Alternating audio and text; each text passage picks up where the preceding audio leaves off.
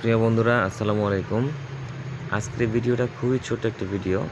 এটা হলো যারা দোকানদার ভাইয়েরা আছেন তাদের জন্য।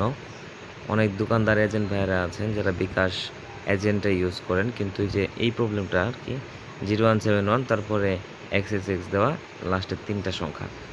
আপনারা অনেক সময় দেখা যায় যে যদি ভুলে কোনো কাস্টমারের টাকা অন্য কোথাও পাঠিয়ে থাকেন, তাহলে কিন্তু সেই টাকাটা আবার ফুল নাম্বারটা চেক করার প্রয়োজন পড়ে। তো সেই ফুল নাম্বারটা চেক করার জন্য অনেকে বিব্রত হয়ে যান। নতুন যারা এজেন্ট নিচ্ছেন তারা তো এই বিষয়ে জানেন না। সেক্ষেত্রে আপনারা SRকে ফোন করেন কিংবা কাস্টমার কেয়ারে ফোন করেন।